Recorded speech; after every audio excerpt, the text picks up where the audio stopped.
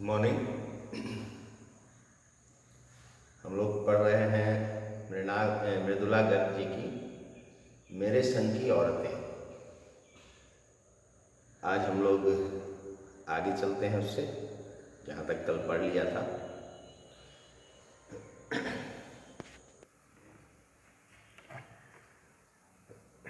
आगे है 15 अगस्त 1947 को जब देश को आज़ादी मिली, या कहना चाहिए जब आज़ादी पाने का जश्न मनाया गया, तो दुर्योग से मैं बीमार थी। उन दिनों टाइफाइड खासा जानलेवा रोग माना जाता था। इसलिए मेरे तमाम रोने धोने के बावजूद डॉक्टर ने मुझे इंडिया गेट जाकर जश्न में शिरकत करने की इजाज़त नहीं दी। चूँकि डॉक्टर अपने नाना के परम मित्र, उनसे ज़्यादा नाना थे, इसलिए हमारे पिताजी, जो बात बात पर सत्ताधारियों से लड़ते भिड़ते फिरते थे, चुप्पी साध गए। अब आगे की कहानी है कि जब 15 अगस्त को देश को आज़ादी मिली,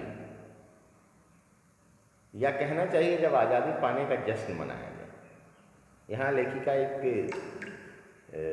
व्यंग्य भी कर रही हैं कि आज़ादी मिली ये कहना उतना सही नहीं है।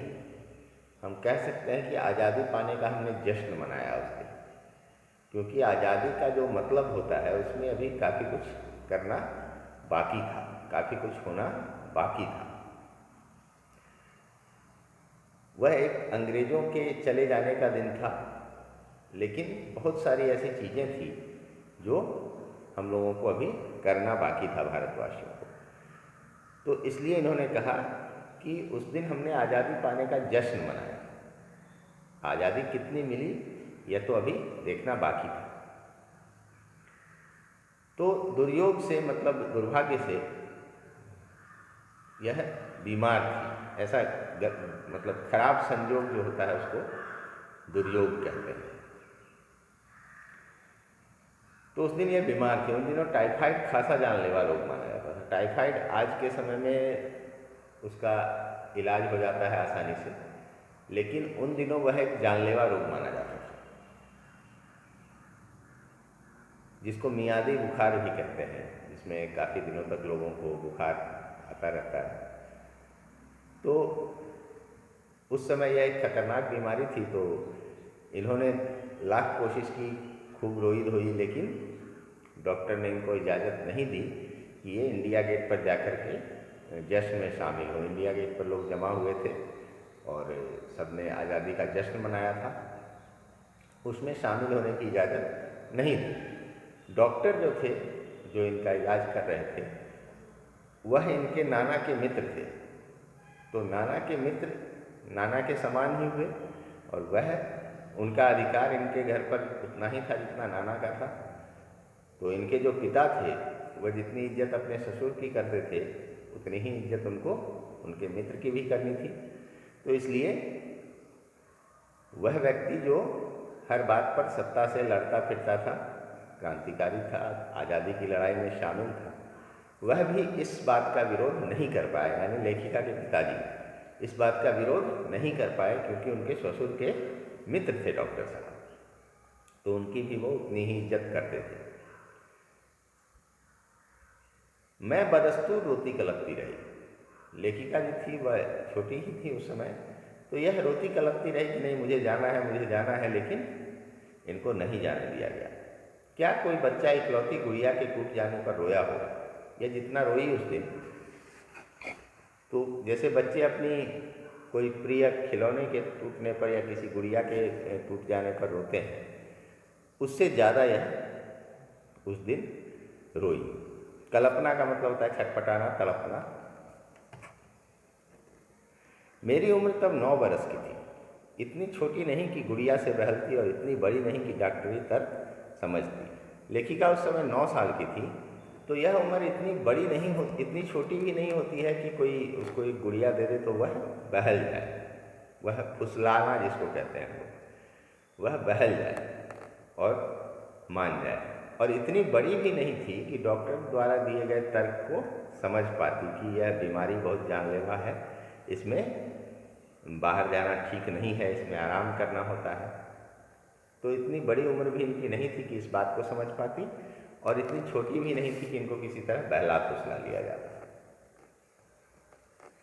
तंग आकर पिताजी ने मुझे ब्रदर्स कारामजोब उपन्यास पकड़ा गया। पिताजी ने एक किताब इनको दे दिया जिसका नाम था ब्रदर्स कारामजोब। किताबें पढ़ने का मुझे मिराज था।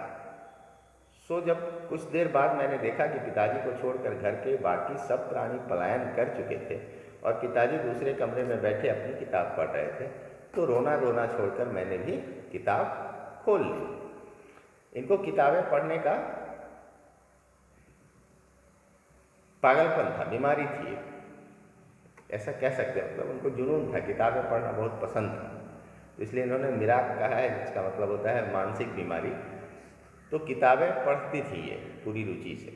तो इन्होंने जब देखा कि घर के सभी लोग चले गए, सिर्फ पिताजी बच गए और पिताजी दूसरे कमरे में बैठकर अपनी किताब पढ़ रहे थे, कोई किताब, तो इन्होंने भी अपनी किताब खोल ली और पढ़ने लगी। तब मेरी समझ में नहीं आया कि किताब कितनी समझ में आई। वह अब तक नहीं जानती, क्योंकि उसके बाद इतनी बार पढ़ी कि सारे पाठ आपस में गड्ढमड हो गए। अब किताब इनके कितनी समझ में आई वह इनको नहीं पता चल पाया, आज तक नहीं पता चल पाया, क्योंकि उसको उन्होंने इतनी बार पढ़ा कि किस बार पढ़ने पर समझ में आया यह नहीं समझ पाई कि पहली बार में कितना समझ में आया, दूसरी बार कितना समझ में आया।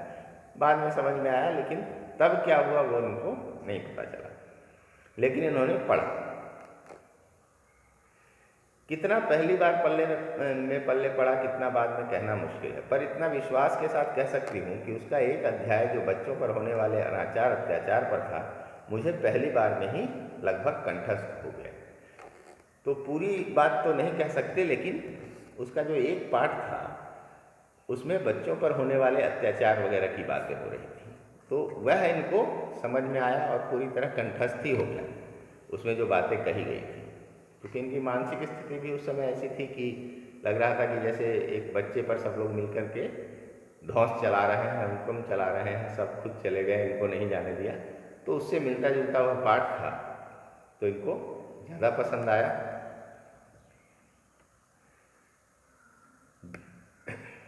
उम्र के हर पड़ाव पर वह मेरे साथ रहा और मेरे लेखन में एक महत्वपूर्ण भाग को प्रभावित करता रहा। जैसे जादू का कालीन मेरा नाटक, नहीं वह 3 किलो की छोरी जैसी कहानियाँ, वह कठगुलाब उपन्यास के कई अंश। अब वह जो अध्याय था वह उसने इनको इतना प्रभावित किया कि पूरे जीवन इनके साथ रहा है, इनके दिमाग में हमेशा वह चीज़ रही और इनकी रचना को भी एक हद तक प्रभावित करता रहा। इन्होंने अपनी कुछ रचनाओं का नाम बताया जिसमें उस पाठ का असर दिखता है उसके अंशों में, जिनका नाम है जादू का कालीन, वह नाटक लिखा इन्होंने, नहीं वह 3 किलो की छोरी ये कहानियाँ थी और कठगुलाब एक उपन्यास था। उसके अंश में उस अध्याय का असर दिखता है।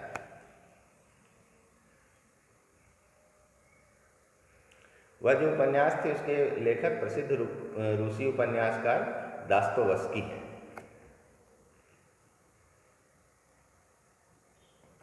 माँ जी की मन्नत का असर रहा होगा कि मैं ही नहीं, मेरी चारों बहनें भी लड़की होने के नाते किसी हीन भावना का शिकार नहीं हुई।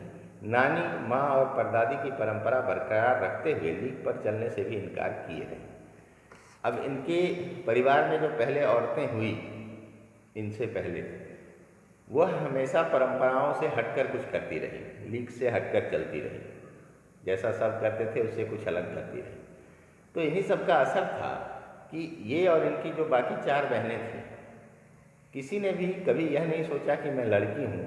उन दिनों लड़कियों के लिए उतना महत्व नहीं दिया जाता था, उनको बस समझा जाता था कि इनकी तो शादी हो जाएगी, ये दूसरे घर चली जाएंगी। तो एक उनमें हीन भावना होती थी कि अरे मैं तो लड़की हूँ, मुझे क्या करना है इस काम में। तो ऐसी कोई भावना इनके अंदर नहीं आ पाई। यह इनके पारिवारिक माहौल का असर था। और इन लोगों ने अपने घर की बाकी औरतों की तरह जो इनसे ऊपर हुई, नानी, माँ, परदादी, इन सब की तरह ही ये लोग भी लीक से हटकर कुछ न कुछ करती रही। पहली लड़की जिसके लिए मन्नत मांगी गई थी वह मैं नहीं, मेरी बड़ी बहन मंजुल भगत थी। घर का नाम था रानी, बाहर का मंजुल। लेखिका अवतार हुआ मंजुल भगत।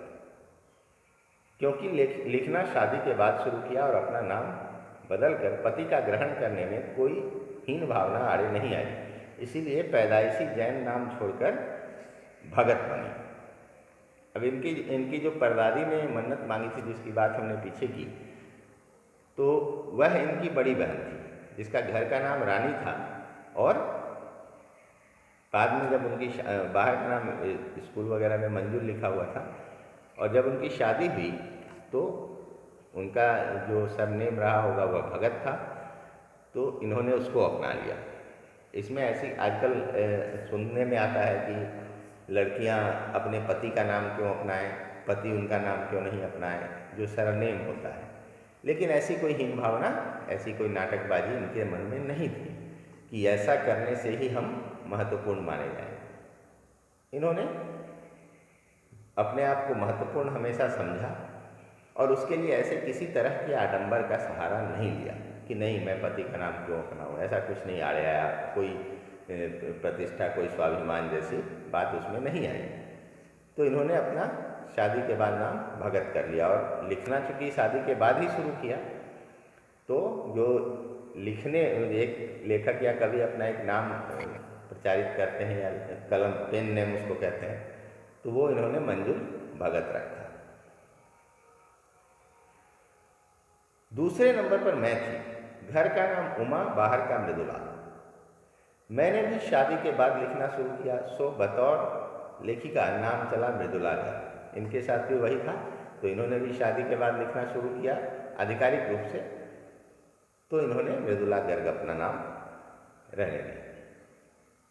मुझे याद है जब हमने लिखना शुरू किया उससे कुछ पहले नारीवाद का चलन हुआ था। शादी के बाद नाम न बदलने का रिवाज उसी ने चलाया था। मन्नू भंडारी का हवाला देकर हमसे पूछा भी जाता था कि आप लोग इतनी पोंगापंथी घरगुस्सू क्यों हो, नाम क्यों बदला। हमारे पास इसका कोई ढंग का जवाब नहीं होता, अब भी नहीं है, पर नाम बदलने से अपने व्यक्तित्व का कोई नुकसान होते मैंने नहीं देखा। नारीवाद यानी फेमिनिज्म उसको बोलते हैं अंग्रेजी में। बीच बीच में आज भी उसका जो बवंडर है वो उठता रहता है, जिसमें अजीब अजीब से जो तर्क हैं दिए जाते हैं। काम से ज़्यादा इन बातों पर ध्यान दिया जाता है कि किसने किसका नाम रख लिया, लड़की है तो शादी के बाद नाम नहीं बदले, ये अब भी होता है। इस तरह की बातें करके वह लोग यह साबित करना चाहते हैं कि नहीं महिलाएं महत्वपूर्ण हैं, जबकि असल में क्या था कि महिलाएं महत्वपूर्ण हैं या पुरुष महत्वपूर्ण है, जो भी महत्वपूर्ण होता है वह अपने काम से होता है। नाम बदला या नहीं बदला उससे कोई फर्क नहीं पड़ता है अगर उनका काम ठीक हो रहा है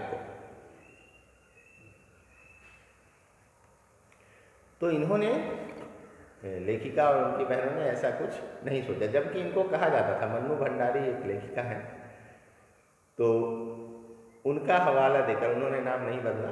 तो उन दिनों ऐसी हवा चली थी कि लोग नाम वगैरह नहीं बदलते थे, कहते हम महिलाएं हैं, हमारा अपना अस्तित्व है, हम क्यों नाम बदलें।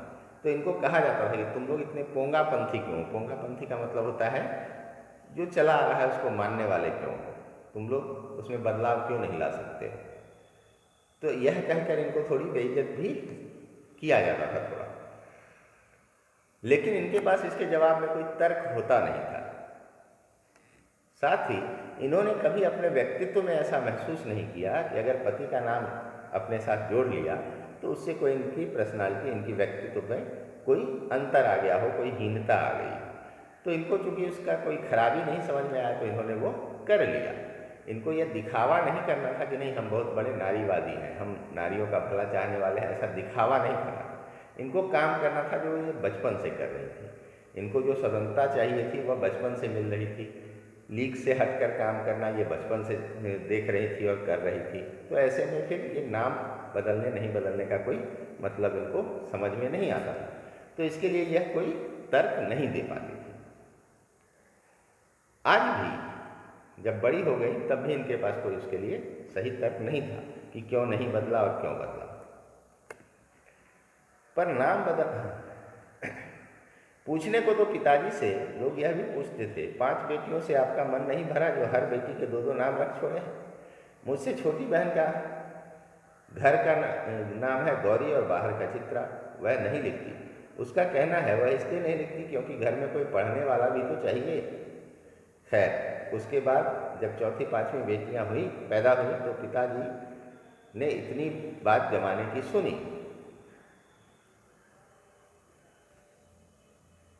कि उनका एक एक नाम ही रखा, रेणु और अचला। अब जो इनसे छोटी बहन थी एक, उसका नाम था घर का गौरी और बाहर का चित्रा। तो लोग इनसे यह भी पूछते मजाक में कि 5 बेटियों से आपका मन नहीं भरा कि हर एक बेटी का आपने 2-2 नाम रख लिया? मतलब आप उसमें 10 बेटियों का आनंद ले रहे हैं 2-2 नाम रख के। तो उसके बाद की जो 2 बहनें हुई उसमें पिताजी ने यह ध्यान रखा कि उनका एक एक ही नाम रखा जाए, तो उनके नाम रेणु और अचला रखे गए। 5 बहनों के बाद एक भाई हुआ राजीव। मज़े की बात, अच्छा, जो इनकी एक बहन थी जो लिखती नहीं थी, वह कहती थी कि घर में सब लोग लिखेंगे तो पढ़ेगा कौन, इसलिए मैं नहीं लिखूँगी, मैं पढ़ने वाली हूँ। फिर भाई था जिसका नाम राजीव। मज़े की बात यह है कि बीच की 2 बहनें ही लेखन से बची रही, अचला और राजीव फिर उसमें जा बचे। बीच की जो 2 बहनें थी इनसे छोटी, वो लेखन में नहीं आई, लेकिन बाकी सबसे छोटी बहन और भाई भी लेखन में आ गए। अचला मुझसे 8 साल छोटी है और वक्त के बदलाव की लाज रखते हुए अंग्रेजी में लिखती है, पर राजीव फिर हिंदी की आवाज़। अंग्रेजी का एक अलग तरह का समाज में रहा है, आज भी है। तो बीच के दौर में तो ऐसा था कि लोग हिंदी में लिखना खराब मानते थे, जाहिल लोग मानते थे जो हिंदी में लिखते थे कि ये विद्वान है ही नहीं, इसको अंग्रेजी नहीं आती है। किताबें भी लोग अंग्रेजी का पढ़ना पसंद करते थे, अखबार अंग्रेजी का भले ठीक से समझ में आया नहीं आया, लेकिन उसको एक स्टेटस सिंबल माना जाता था कि हाथ में अंग्रेजी का अखबार लेके लोग बैठते थे ट्रेन में, ताकि अगल बगल वाले समझें कि ये विद्वान आदमी है। तो ऐसा होता था। आप देखेंगे अभी जो रामायण और महाभारत सीरियल चल रहा था उसमें कुछ अमूल क्लासिक्स करके एक एडवर्टीजमेंट आता है, पुराना एडवर्टीजमेंट, कई सारे एडवर्टीजमेंट आते हैं। तो वो जो प्रचार होते हैं उसमें आप गौर करेंगे कि उन दिनों जो भी प्रचार आता था वह अंग्रेजी में ज़्यादा होता था, जबकि देखने वाले हम ही आप थे। हिंदी का प्रोग्राम था तो उसको हिंदी भाषी लोग ही ज़्यादा देखते थे, लेकिन यह एक फैशन में था कि किसी भी आधिकारिक चीज़ को अंग्रेजी में कहा जाए। आपने बहुतों को देखा होगा कि जब सामान्य बातें करते हैं तो ठेठ भाषा में करते हैं, उनको या तो गुस्सा है या कुछ वैसा बोल रहे हो तो उसको अंग्रेजी में बोलने लगे। तो यह एक परंपरागत रूप से हमारे यहाँ चली आ रही बात है। तो उस दौर में और ज़्यादा थी, तब लोग बीच का जो 30-40 साल बीता है उसमें हिंदी में किताबें लिखी ही नहीं गई, बहुत कम लिखी गई।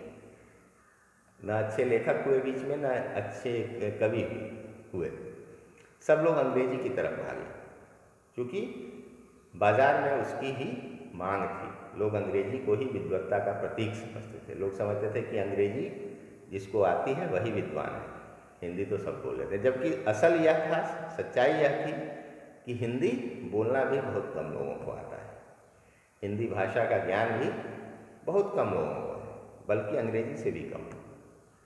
लेकिन फिर भी उसको जाहिलों की भाषा बीच में माना जाने लगा और अंग्रेजी को एक अलग स्थान दिया जाए। यह हमारी जो मानसिक स्थिति बन गई थी अंग्रेज़ों के समय से, उनके जाने के बाद उसने और थोड़ा जोर पकड़ लिया था। अब धीरे धीरे फिर रास्ते पर लोग आ रहे हैं और अब सम्मान की दृष्टि से देखा जाने लगा है। नहीं तो जब अंग्रेज़ों के समय के जो लेखक हुए उनको आप देखेंगे, प्रेमचंद, जयशंकर प्रसाद जैसे जितने नाम आप सुनते हैं वह उसी समय फले फूले। तो उस समय इसका महत्व था, उस समय हम अंग्रेज़ों से लड़ रहे थे तो हमारे मन में उनके प्रति एक विरोध का भाव होता था। उनके जाते ही वह विरोध खत्म हुआ और हम अंग्रेजी के पीछे चल पड़े। तो उसी की यहाँ चर्चा है कि वो समय का जो ये था, चलन था, उसके कारण इनकी एक बहन अंग्रेजी में लिखती थी, लेकिन फिर छोटा भाई हिंदी लिखने लगा। हम 4 लिखते हैं और तमाम खानदान हमें पढ़ता है, मेरी ससुराल में मुझे कोई नहीं पढ़ता। इस तथ्य को हजम करने में मुझे काफ़ी वक्त लगा, फिर उसके फायदे भी नजर आने लगे। कम से कम घर के भीतर तो मुझे हिंदी आलोचना बुद्धि से 2-4 नहीं होना पड़ता। ये 4 भाई बहन लिखते थे और पूरा खानदान इनको पढ़ता था, लेकिन लेखिका के जो ससुराल वाले थे वह इनको नहीं पढ़ते थे। तो इनको पहले काफ़ी उससे दिक्कत होती थी कि नहीं, क्यों नहीं पढ़ते हैं मुझे, लेकिन बाद में इनको इसका फ़ायदा नज़र आने लगा। फ़ायदा क्या था कि जो आपके आसपास के लोग आपको अगर पढ़ेंगे तो आपकी आलोचना भी करेंगे, तुम ऐसे नहीं ठीक से लिखे। उनके नज़र में आप एक बहुत नज़दीक के व्यक्ति होते हैं, तो आपको वो महत्व कभी नहीं मिलेगा जो बाहर वाले देते हैं। कहा जाता है घर की मुर्गी दाल बना, तो वही चीज़ होती है। तो यहाँ लेखिका उसका एक फ़ायदा इसमें देख रही है कि कम से कम घर में तो आलोचना नहीं सहनी पड़ रही है कि तुमने ये ऐसे नहीं लिखा, ऐसे लिखती तो ज़्यादा बेहतर होता, ऐसी कोई बात इनको अपने ससुराल से नहीं सुननी पड़ती थी, क्योंकि वो लोग इनको पढ़ते ही नहीं। खैर, मैं अपनी नहीं उन और देवियों की बात कहना चाहती हूँ जो परदादी की मन्नत के नतीजतन धरती पर आई और लेखक नहीं बनी। जो बनी उन्हें सांस लेने की ज़रूरत कुछ ज़्यादा हो समझ में आता है। जैसे मेरे पिताजी ने एक बार मंजुल से कहा था, कोई दम नहीं घुटता, सांस लेने की ज़रूरत ही ज़्यादा है। पर यहाँ तो हम शेर तो गैर लेखिका बहने सवा शेर। चौथे नंबर वाली रेणु का आलम यह था कि गर्मी की दोपहरी में स्कूल से वापसी पर जब गाड़ी उसे और उससे छोटी बहन अचला को बस अड्डे से लेने जाती तो रेणु उसमें बैठने से इनकार कर देती। उसका कहना था कि यूँ थोड़ा सा रास्ता गाड़ी में बैठकर तय करना सामंत शाही का प्रतीक है। अब ये जो बात कर रही हैं उनकी, जो परदादी की मन्नत के नतीजतन धरती पर आई लेकिन लिखना नहीं शुरू किया, इनकी जो 2 बहनें थी। तो यहाँ बात हो रही है कि अभी जो माहौल है उसमें दम घुटता है जैसी बातें होती थी। तो पिताजी ने इनको समझाया कि दम नहीं घुटता, आप सांस ज़्यादा लीजिए। आप सांस कम ले रहे हैं इसलिए आपको लग रहा है कि हवा कम है, इसलिए आप सांस ज़्यादा लीजिए। मतलब आप कर्म ज़्यादा कीजिए, अपने आप सब कुछ आपको ठीक दिखेगा। तो यहाँ पर क्या था कि ये जो लीक से हटकर चलने वाली महिलाएं थीं, जो लेखक बनी, लेखिका बनी, इनसे भी बढ़ चढ़कर इनकी 2 बहनें थी जो नहीं लिखती थी। वो क्या करती थी? चौथे नंबर वाली रेणु क्या करती थी कि गर्मी की दोपहरी में जब खूब गर्मी होती है तो स्कूल ज़्यादा दूर इनका नहीं था, तो इनको लेने स्कूल बस आती थी तो बोलती थी इसमें नहीं चढ़ना है, ये तो सामंत शाही हो गया, जमींदारी हो, इतना दूर स्कूल है, इसमें भला बस में चढ़ के क्या जाना, ये तो रईसी हो गया। इसलिए वो उसमें चढ़ने से इनकार कर देती थी।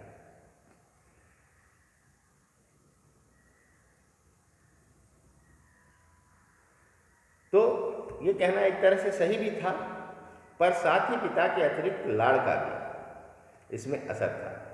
और रसोइये को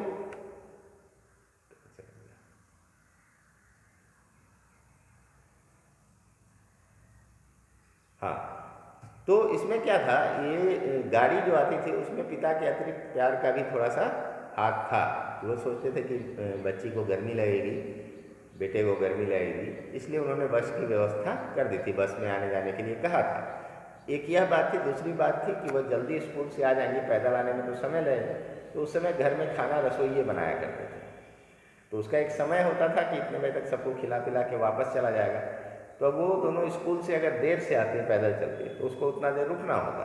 तो एक यह भी वजह थी कि उन्होंने कहा कि बस से आ जाया करो तो जल्दी यहाँ पहुँच जाओगे, ताकि रसोइया खिला उला के फारिग हो जाए। फारिग होना मतलब फुर्सत पा जाए और चला जाए।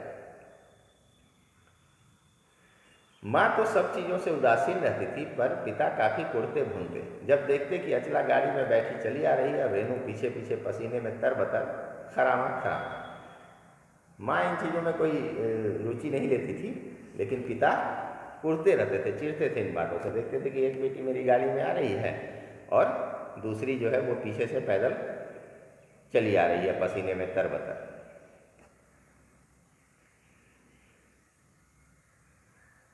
बचपन में एक बार चुनौती दिए जाने पर उसने जनरल जनरल थिमैया को पत्र लिखकर उनका चित्र मंगवा लिया था, जो एक मोटरसाइकिल सवार जवान आकर उसके हाथ में दे गया था। पड़ोस में उसका रुतबा काफ़ी बढ़ गया था। उस समय जो हीरो होते थे देश में, वो इसी तरह से होते थे जैसे अब जनरल जनरल थिमैया थे, सेना के जनरल थे। तो हुई बात, किसी ने चैलेंज दे दिया कि भाई तुम उनको चिट्ठी लिखो, वो नहीं पढ़ेंगे। उस समय क्रिकेटर वगैरह थे, लेकिन इतने पॉपुलर नहीं थे, इस स्तर के नहीं थे कि उनका फैन फॉलोइंग बहुत ज़्यादा होता था, लेकिन एक सीमित था, क्योंकि प्रसारण वगैरह का भी सीमित साधन था, तो लोगों तक उनकी पहुंच कम थी। लेकिन समाचार वगैरह में जो सेना के लोग थे उनका तो होता ही था चर्चा। तो उनकी जो बातें होती होंगी उनको सुनकर लोग उनके फैन तब हो जाते थे, उनके प्रशंसक बन जाते थे। तो उसी में इनको किसी ने चैलेंज दिया, चुनौती दी कि तुम उनको चिट्ठी लिख सकते हो, उनका फ़ोटो मंगवा सकते हो। तो इसने लिख दिया। संयोग था कि थिमैया साहब ने पढ़ा और एक जवान को बोला कि जाके दे आओ फोटो। तो ये जब हुआ तो इनका आस पड़ोस में रुतबा काफ़ी बढ़ गया कि नहीं, इसको तो थिमैया साहब ने फ़ोटो भेजा। गाड़ी में बैठने के साथ उसे इम्तिहान देने से भी परहेज था।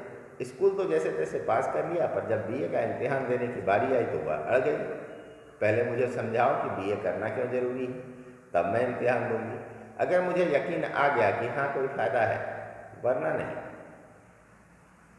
पढ़ाई में भी उनका कहना था उस बहन का कि ये ज़रूरी क्यों है, इतनी डिग्री लेना क्यों ज़रूरी है, इम्तिहान देना क्यों ज़रूरी है, पढ़ाई तो ज्ञान के लिए किया जाता है, मैं ऐसे ही पढ़ लेती हूँ। तो वो अड़ गई। स्कूल वगैरह पास कर लिया, +2 तक कर लिया, लेकिन जैसे ही ग्रेजुएशन की बात आई तो अड़ गई कि अब पहले समझाओ कि इससे फ़ायदा क्या होगा, तब मैं इम्तिहान दूंगी इसका। हमने तरह तरह के तर्क दिए। माँ ने कहा पिताजी से पूछो। पिताजी ने कहा नौकरी कर पाओगी, शादी कर पाओगी, लोग इज्जत से देखेंगे, वगैरह वगैरह। कोई तर्क विश्वसनीय नहीं लगा, न रेणु को न उन्हें खुद। तर्क देने वाले को भी बहुत इसमें कुछ ऐसा नहीं लग रहा था कि ये सही तर्क है। फिर भी दिया गया, एक परंपरा थी कि जितना पढ़ा लिया जाए उतना अच्छा। आखिर उन्होंने उसी कुतर्क का सहारा लिया जो युगों से माँ बाप के काम आता रहा है। कहा बीए करो क्योंकि मैं कह रहा हूँ, करो। अंत में पिता ने देखा कि जब कोई तर्क नहीं चल रहा है तो उन्होंने वीटो पावर इस्तेमाल किया कि नहीं तुम करो क्योंकि मैं कह रहा हूँ, मैं तुम्हारा पिता हूँ और मैं यह कह रहा हूँ, इसलिए तुम कर लो।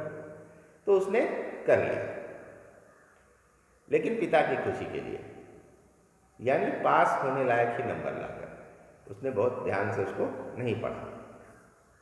सच बोलने में वह माँ से भी 2 कदम आगे। गनीमत यह है कि आधा समय उसके सच सुनकर लोग सोचते हैं कि वह मजाक कर रही होगी, इसलिए बिना मेहनत किए वह लोगों को हंसाए रख लेती है। आज भी उसे कोई इत्र भेंट करता है तो वह कहती नहीं चाहिए, मैं तो नहाती हूँ। वह सच बोलने में अपनी माँ से भी 2 कदम आगे थी, उससे भी ज़्यादा सच बोलती, लेकिन उसके आधे सच लोग समझ लेते थे कि मजाक कर रही है। तो कोई भी गलत काम भी अगर कोई करता है और उसकी छवि अच्छी है, लोग उसको समझते हैं कि नहीं यह ऐसा नहीं कर सकता, वह जाके बोल दे कि मैं यह करता, मैं शराब पीता हूँ, तो लोग समझ आए मजाक कर रहे हैं, ये भला शराब क्या पिए। तो इसी तरह से वो जो बोलती थी आधी बातें लोग मजाक में लेते थे और हंसते थे, तो बिना मेहनत के वो लोगों को हंसाती थी। उसका एक उदाहरण दिया कि जैसे कोई इत्र भेंट करता, सेंट, तो बोलती नहीं मुझे इसकी ज़रूरत नहीं, मैं तो रोज़ नहाती हूँ। कहने का मतलब जो नहीं नहाते हैं वो इत्र लगाते हैं उसको छुपाने के लिए, अपने शरीर के बदबू को छुपाने के लिए। चलिए इसके आगे हम लोग कल करेंगे, फिर लंबा पाठ है और समय की भी पाबंदी होती है, तो इसको आप लोग पढ़िएगा, फिर हम लोग कल इसके आगे का करते हैं। धन्यवाद।